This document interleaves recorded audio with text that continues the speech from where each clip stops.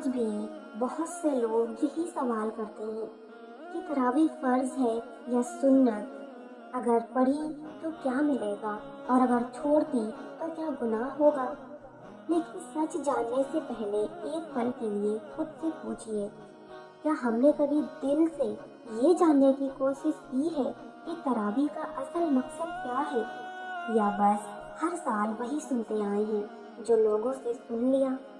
رمضان کی وہ راتیں یاد کیجیے جب مسجد کی روشنیاں کچھ الگ لگتی ہیں، دل عجیب سکون محسوس کرتا ہے اور امام کی آواز میں قرآن سنتے وقت لگتا ہے جیسے دل پر کوئی دستک دے رہا ہو۔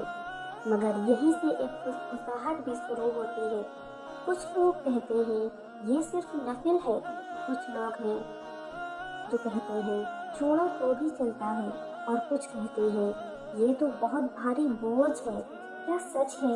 یہی حقیقت آج ہم سمجھیں گے، تو ویڈیو کو آخر تک ضرور دیکھیے، کیونکہ آج آپ کو بہت اہم حقیقت سامنے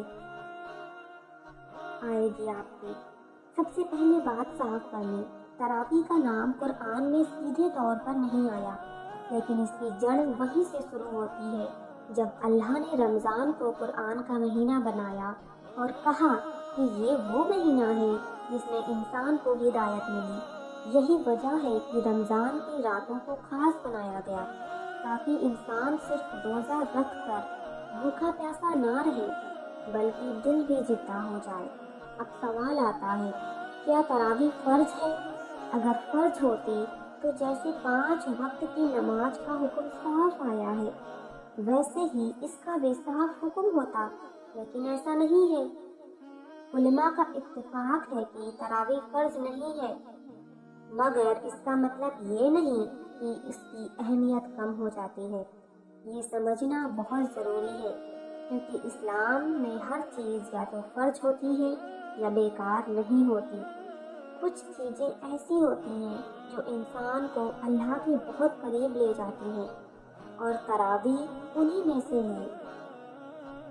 تراویح اصل میں سنت مؤکدہ ہے، یعنی وہ سنت جسے چھوڑنا معمولی بات نہیں۔ یہ کوئی ہلکی چیز نہیں، یہ وہ عمل ہے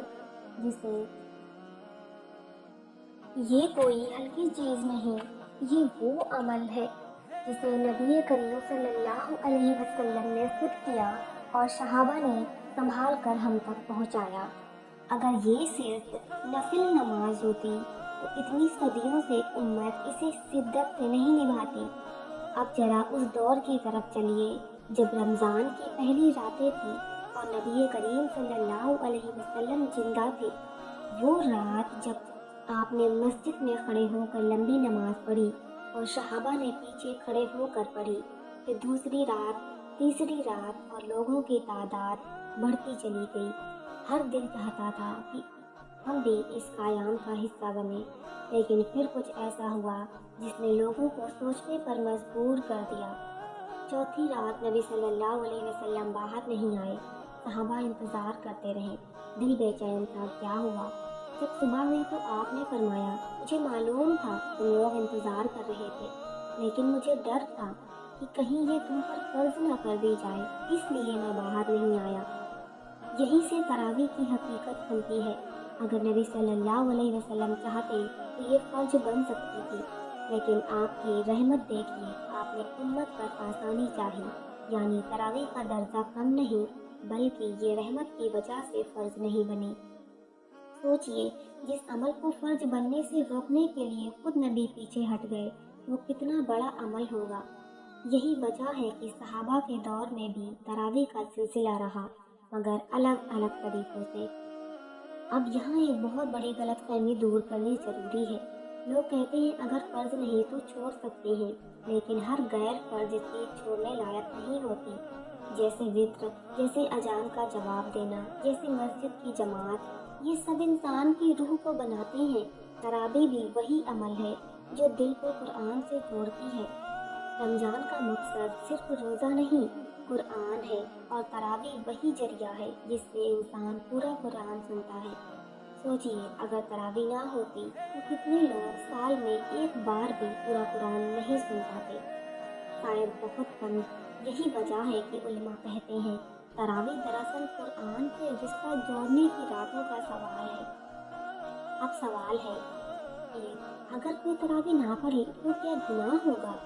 سیدھی بات، فرض چھوڑنے جیسا گناہ نہیں، مگر نقصان بہت بڑا ہے۔ یہ ایسا ہے جیسے سامنے خزانہ رکھا ہو اور انسان منہ پھیر لے۔ اللہ سزا سے زیادہ اپنے بندے کے نقصان کو دیکھتا ہے، اور تراویح چھوڑنا دراصل اپنے ہی دل کو خالی چھوڑ دینا ہے۔ اب ایک اور بات بہت لوگ پوچھتے ہیں، گھر میں پڑھ سکتے ہیں یا مسجد میں ہی ضروری ہے؟ اصل میں دونوں جائز ہیں۔ نبی صلی اللہ علیہ وسلم نے گھر میں بھی قیام کیا، مسجد میں بھی، لیکن جماعت کی اپنی برکت ہے، کیونکہ وہاں لوگ مل کر قرآن سنتے ہیں۔ عورتوں کے لیے بھی وہی حکم ہے، پڑھ سکتی ہیں، گھر میں پڑھی تو اور زیادہ بہتر مانا گیا ہے۔ تراویح صرف نماز نہیں، یہ ایک سفر ہے۔ دن میں روزہ جسم کو روکتا ہے اور رات کی تراویح روح کو اٹھاتی ہے۔ اور ایک گہری بات سمجھ لیجیے، تراویح اصل میں قیام اللہ کی ایک ہی صورت ہے، یعنی رات میں اللہ کے سامنے کھڑا ہونا۔ جو لوگ سال بھر تہجد نہیں پڑھ پاتے، اللہ انہیں رمضان میں یہ موقع دیتا ہے۔ کبھی غور کیا ہے، رمضان کی راتوں میں دل جلدی پگھلتا ہے، دعا جلدی نکلتی ہے، آنکھ جلدی نم ہوتی ہے، جس میں انسان اللہ کے سب سے قریب ہوتا ہے، اور تراویح اس قریب ہونے کا سب سے آسان راستہ ہے جو دل میں اترنے والی ہے۔ تراویح فرض نہیں، مگر محبت کا پیمانہ ہے۔ تراویح فرض نہیں، محبت کا پیمانہ ہے۔ یہ بتاتی ہے کہ ہمارا دل اللہ کے ساتھ کتنا جڑا ہے۔ فرض تو ڈر سے بھی پڑھے جا سکتے ہیں، مگر تراویح یہ صرف محبت والے پڑھتے ہیں۔ قیامت کے دن جب عمل تولے جائیں گے تو صرف فرض نہیں دیکھے جائیں گے، نفل اور سنت بھی ترازو کو بھاری کریں گے۔ کون جانتا ہے، شاید وہی تراویح کی تھکی ہوئی راتیں، وہی لڑکھڑاتی رکعتیں، وہی آدھی نیند میں پڑھی گئی دعائیں انسان کو جنت کے قریب کر دیں۔ اسی لیے فیصلہ آپ کے ہاتھ میں ہے۔ تراویح کو صرف ایک لمبی نماز سمجھ کر چھوڑ دینا، یا اسے وہ رات ماننا جہاں اللہ اپنے بندے کو خود کے قریب بلاتا ہے۔ یاد رکھیے، ہر رمضان لوٹ کر نہیں آتا، اور ہر بلاوا بار بار نہیں ملتا۔ اس بار جب قیام میں کھڑے ہو تو رکعتیں مت گننا، بس یہ محسوس کرنا کہ تم اس کے سامنے کھڑے ہو جس نے تمہیں چنا ہے۔ شاید یہی احساس تراویح کا راز ہے، اور شاید یہی وہ عمل ہے جو بندے کو بندے سے اٹھا کر اللہ والا بنا دیتا ہے۔